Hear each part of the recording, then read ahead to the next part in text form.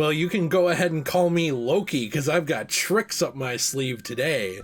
We decided to switch sides on the microphone and really throw everyone off. We have like the god of mischief over here. Today we are taking a look at 5 games that, I don't want to say they're super unpopular, but they're more niche games or sleeper hits or smaller seller games. So unpopular, I'd say. Yeah. That we love. Now, we did already take a look at 5 games that everybody else seems to really love that we do not like at all.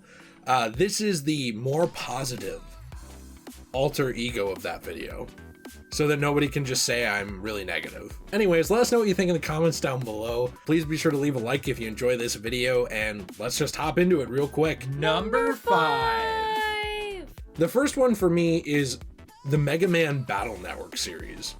Now, this was on the Game Boy Advance. There are a lot of these games, but I will say with these, they're a very underrated set of RPGs that take place in the future, involving a really interesting concept, because you make your way through 2 different worlds. You make your way through the real world and essentially the internet, which is its own world, and you control 2 different characters. Yeah, these games I think are really fun. Like, to me, now I know like the Mega Man games, obviously you have like Mega Man Legends and, you know, future games like that are also really fun. Or those, like, you know, the original ones, like the original and X, they were known for being side scrollers, and this is very different than that. Yeah, it is. And I think that for me, the Mega Man Battle Network games are clearly like the cream of the crop when it comes to Mega Man games. Like, these are basically everything you could ever want in a Mega Man video game. And, you know, I had a lot of like nostalgia with these games when I was a kid. I used to play Mega Man Battle Network, I think it was 2, and I never beat it, but I put a lot of hours into it. These games are surprisingly difficult. They are, and, actually. You know, they actually usually have a ton of post-game content. Yeah. Believe it or not, where you can go back and fight other net navies on the internet, or you can... And when I say on the internet, it sounds weird. This is not an online game. Right, you mean like the in-game internet. Yes. Right, I mean, kind of a niche anime that I love that's similar to this is Summer Wars. And I think that the combat is actually very unique. You use battle chips to fight, and what this means is you have a certain amount of, I believe it is called CP. Okay, I don't know. Well, I think it stands for command points. Pretty sure it stands for like command points or something. It does not stand for like the ticket to the new CP. to the new Epstein Island or anything like that. Little, you know. Sadly, you can't whip out your little St. James while you're playing. I guess you could in real life, but... You could, yeah. You know, you use these battle chips, and you have to match up the points with the maximum amount of CP you have available. As, you know what, as I'm getting older, I just realized... I'm realizing that you have to tap into your CP while on the internet in this game, and I'm wondering if anyone knew what they were doing, actually. Well, and the more you battle, you gain more CP. It's like real life. Yes. But I don't know. I just thought it was very unique and interesting. I know I kind of derailed this here a little bit, and I feel bad about it. I think one of the coolest things, though, with Mega Man Battle Network is the traversing between 2 worlds. You will have to use the internet to solve problems in the real world, and you have to put Mega Man in. You have to jack in Mega Man, that's what it's called, and access his CP in battle, Right. and take out those viruses in order to actually progress in the real world. And then you know, bring Mega Man back to your PET, which is your personal terminal, and then you can have Land move on in the real world. So you're kind of going back and forth between these 2, and they tie together really well, kind of like something like Legend of Zelda Link to the Past or Link Between Worlds, where you have these multiple layers to your navigation. I really like that. I mean, even the fact that in the real world you have to buy battle chips, and those affect your battle capacity and like how good you can do on the internet. Yeah, and one thing I thought was kind of cool about the internet in the game was everything basically has its own internet system. So like you could jack into the CP of like the train internet, and the stuff you do in there actually affects the train. I've got to be honest, this future is a cyber terrorist's wet dream. It is. Like, it is. And then, like, you could go home to your own computer, and, you know, that has it's filled with command points. It is. A lot of command points. I can't even talk about this game normally anymore. I'm sorry, go ahead. So anyways, like I was saying, I just thought that was a cool concept. You know, and then you could go to your school, and the school has its own internet, too, that you could hack into, and I don't know, it was just neat. The games also did a good job of presenting mature themes, but being accessible to children. Yeah, mature themes like command points. Yes, while being accessible to Cs. Right. But the thing with that is, I thought it was it's a good game for everybody. Yes. You know, people of all ages can enjoy these games. I actually went back and replayed some of 4, I believe, Red Sun recently, and I had a really fun time. Number 4. It's the 4th one. 4. The next one is Deadly Premonition. Now, this is one that I'm mainly going to cover briefly and kind of go through, but this is a game where you play as Agent York. This is very inspired by Twin Peaks, if you've ever watched that.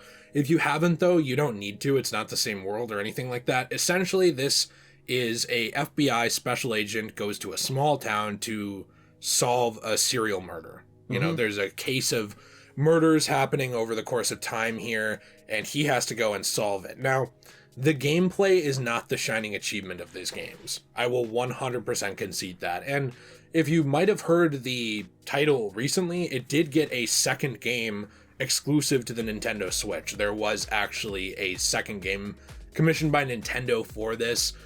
It's very, very unique, though. I think that the characterization is where it really shines. It's very Pulp Fiction type. It's silly, but very serious. They're not shying away from mature themes or topics, but they're also not so heavy-handedly into themselves or up their own rear that it's, you know, off-putting to fans. Like, the game knows when to take itself seriously and knows when not to.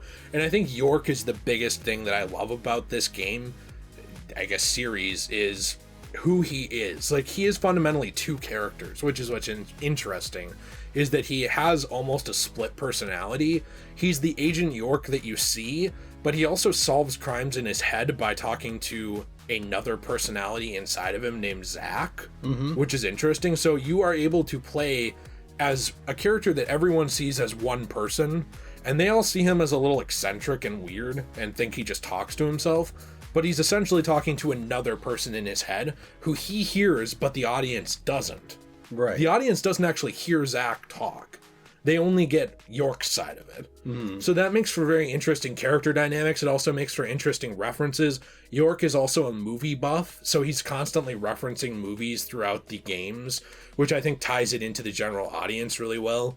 And, you know, yes, I'm focusing mostly on the character because that is the biggest thing. But I will say that this game does, especially the first one, because that's the one I'm most familiar with, it does some really unique things that not a lot of games did at the time and still have issues with, reminding me very much of a game like Shenmue, where you kind of go around in this RPG style, and there are a lot of side activities you can do, and there are a lot of side quests and missions that you can miss out on, where all these people living in the town that you're in the first game, Greenvale, they all have like their own stories and personalities, and maybe someone needs a ride somewhere and that's a side mission. You find out more about them or more about the town, and you slowly encounter all of these other eccentric characters that are weird, like the small town sheriff who thinks he knows everything, or the small town deputy who's like open to new ideas and fantasizes about the big city. You know what I mean? Like, there's all these archetypes of characters you encounter,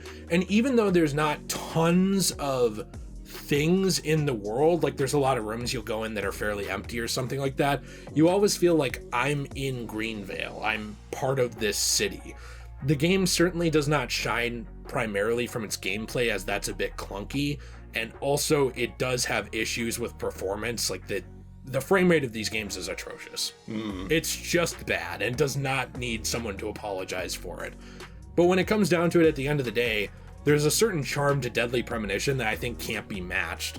And also, I will throw out there as a final jab at Skyrim Anniversary Edition. Oh, snap. Somehow this game manages to have a better fishing system. Oh, so got him. Yeah, we got him there. I would just like to throw out as a very quick aside, those small town sheriffs are the ones you have to watch out for. That's true. Like, That's true. They're pretty angry randomly. Yep. And they're pretty cocky and proud, and if someone from the wrong ethnicity. The wrong ethnicity, there we go. Yeah. Enters into the town, it really sets them off. So you got to watch out for those guys. Yeah, these people all think they're the protagonist of the Song of the South edition of Get Out. Yeah. So. Number three. Next up is Lord of the Rings War of the North, which Nate has apparently aptly written as Whore of the Cock Rings, Whore of the North. On the Google Doc. It wasn't my most clever joke I've ever made. No, your most clever joke you've ever made is like constantly keeping up with the method acting like you're still going through puberty with voice cracks well into your late 20s. We don't need to go there. So this game mainly sold in Europe. War of the Rings. Lord of the Rings, War of the North. I can't say it because I can't get your name out of my head. I believe it sold less than 1 million copies. It was 800,000. That's pretty bad. Yes. Because this was a PS3 and Xbox 360 game. Mm-hmm. So, and 430,000 of those came from Europe alone. Right. Which, I mean, that makes sense. That is the primary... I don't know if I'd say the primary audience, but one of the biggest audiences for the Lord of the Rings franchise is Europe. Yeah, but it's kind of sad when you can't get the main characters America to buy your game. When you can't get the protagonist. Yes. Well, to be fair, Americans were too busy buying bullets for peaceful protests that's true. the time. And they couldn't actually get to the store to buy Lord of the Rings War of the North. All right, so you gotta take it easy on them. There's only so much donut and bullet money to go around that we can ration out to gaming. And McDonald's. You forgot McDonald's. Sorry about that. But with Lord of the Rings War of the North, this game's really fun, but it has so many problems, okay? And it pisses me off to no end because Nate and I had a save file ruined that we were 2/3 of the way through the game on co-op through. Yes. But the thing that I love is there are, 3 characters? You can have up to 3-player co-op. There is a high elf, right? Mm-hmm. That's who I usually play as. And I forget their names. There is a dwarven warrior, and then is there a human? Yes. Okay. Yeah, there was a human. So the lame part of this game is you don't really get to customize those characters that much. I think you just change their weapon and their outfit. Do you change their outfit? Yeah, you can buy like different armor sets. You can buy like different weapons, stuff like that. But it is frustrating you can't customize the character more. However, the cool thing about this is these games fit well enough into the movie timeline of Lord of the Rings, or whatever you want to call it, as a side story taking place kind of alongside them. You do meet some classic characters in it, such as definitely not King Aragorn Strider. Who? Huh? Strider? Oh, I know Strider. Yeah, and you can encounter game-breaking glitches in Mirkwood. Yeah. That was pretty bad. Yeah, I don't know. I feel like the game could do well by doing a remaster. And I know with such poor sales, it will never happen. No. But the problem is the game wasn't really finished. It had a lot of good stuff to it, but there's so many problems. And this was also before the era when there was like an update every 5 seconds to modern day video games to fix problems. This was kind of before that era where like you might get 1 or 2. Yeah, you'd get a few updates post-launch, but not a ton. And the game has so many issues. Like you said, in Mirkwood. There is an actual glitch in the game where it can literally ruin your save file. Like, you get stuck inside of Mirkwood. And it happened to us. Yes, and you cannot progress. You cannot get out of there. And you're just stuck. And you can't go back to like a previous load unless you specifically saved multiple files. Yes. Yeah. So it's like, I don't know. And not only that, but there's also problems with just other levels in general and having to like replay them to find stuff. Remember, like you can't really replay levels. Mm-hmm. So it's like, oh, you missed out on this thing? That sucks. Yeah, good luck next playthrough. Yeah, and it was just, I don't know. There's so many like issues with it. The game didn't really run right. And the reason why it makes me so mad is because the game itself was so fun. The thing that surprised me is usually in co-op games, the first person is usually the one that has the most fun. That's the problem, yeah. But I didn't feel like that in this game. It did a good job in like having everyone have the ability to have their own playthrough. Like I could run it, like if we're in a town, like Bree or something like that, I could run around and talk to someone and I could get the same dialogue that you get. Mm-hmm. And it's not like, oh, well, only the first player gets to talk to this person. It's, there's nothing like that. Or only the first player gets to have these armor sets. Like, we could both do co-op, but have different experiences with the game, if that makes sense. Yeah, that are equally fun. Yeah. Depending on what gameplay style we liked. You liked the close range style more of the dwarf. Yeah. I liked the long range style more of the elf. Mm-hmm. And so we kind of played that way, where I was playing with different magic and right. Wizardry and stuff like that, and you were playing more with close range weapons. Mm-hmm. And our characters supported each other, at the same time, while being able to progress through these areas. And there are unique, interesting areas here. Like, you do get to talk to people, like talking to the elves. Mm-hmm. You get to kind of go through these different areas, speaking to Strider, aka yes. not Aragorn. Right. You get to go through these different areas of Mirkwood, like we said, and you can engage with the world and open up new paths and fight classic enemies and enemies that you don't see much of in the movies too. Right. So it kind of just felt like a expansion, like a side story taking place alongside of the Lord of the Rings movies that I thought they did well with. Number two, the numero dos. The next one we have is one of Nate's favorite games ever, and probably that top is 5. 007 GoldenEye Reloaded. Now, I understand, keyboard warrior, my fine friend in your shining armor. You love the original GoldenEye. I get that. Neither of us are the biggest fans of the original GoldenEye. I mean, it's a fun game. I think it aged a lot, because it's an early 3D shooter. Yep. So of course it's going to age a lot in a genre that's moved very far away from its roots. But with GoldenEye Reloaded, it is essentially the GoldenEye story, but different, rewritten and changed from the movie, but with Daniel Craig's Bond. And now it depends on how you want to see this. I think it's kind of up to you, because they never really tell you it is or is not canon or whatever.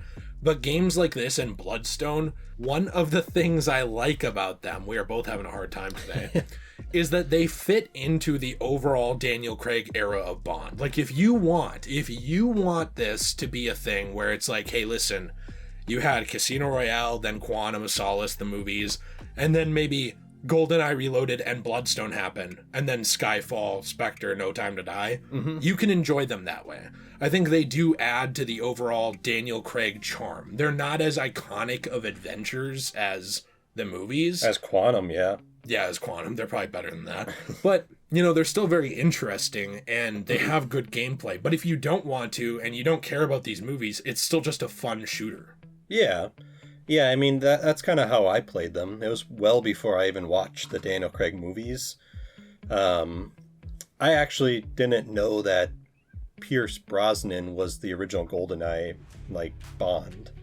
So when I found that out, later on in my life, I was like, oh, okay. Because for some reason in my mind, I just had it Daniel Craig was. But anyways, that's how I originally played it. And I originally played it on the Wii. So it was just GoldenEye. Right. For the Wii. It's weird, because it was a remake for the Wii. So it was and it wasn't. It was it was using the name of the original, but it's very clearly its own game. Yeah, it's not really like a remake. No. It's just another GoldenEye. Like a retelling. Yeah. But with the Daniel Craig continuity. Right. And then Reloaded is the same game, but in HD on 360 and PS3. So they're the same game. Yeah.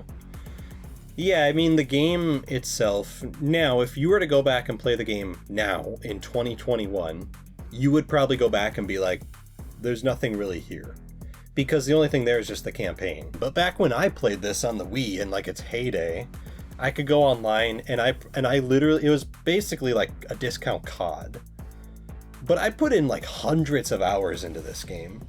This game is great. You gotta tell them about your Wii conundrum for this game's save files multiple times. So yeah, I originally put in probably 300 hours into the online, which, by the way, I had just barely gotten to level 56 at that point, which is the max level. That tells you how long it takes you to level up.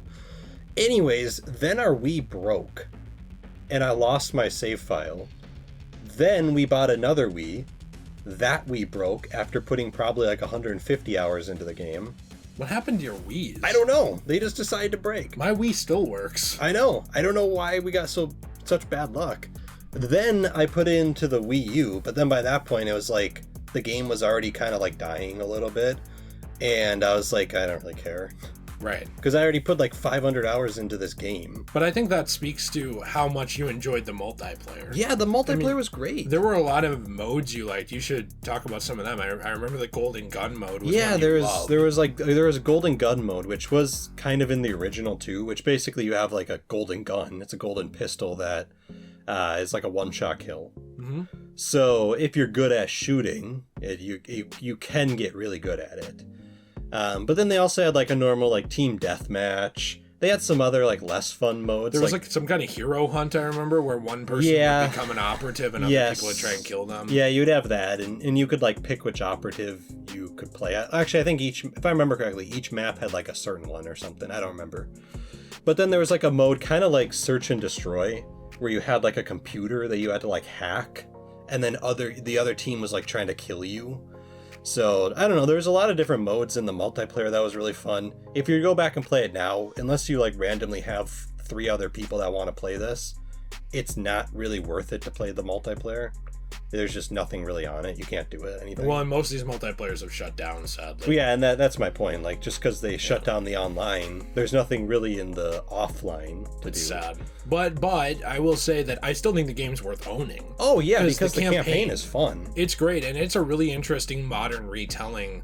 Not that GoldenEye was not that modern. The original is more like a product of the 90s, but it's a modern retelling of GoldenEye that I think works really well and ties that Daniel Craig era into it. Again, you can view it how you want to. If you enjoy this being sort of an adventure taking place alongside or between movies, cool. You know, that has that enjoyment for you where you have that pre-established Daniel Craig Bond. But if you don't see it that way, you can still enjoy it for what it is, which is a suave MI6 agent kind of going around, kicking ass, taking names, solving puzzles, moving through the world. So fans of original James Bond, I understand why they got a little frustrated with the more Call of Duty-esque gameplay of this game, but I don't see anything here that doesn't work. I just wish James Bond had more command points.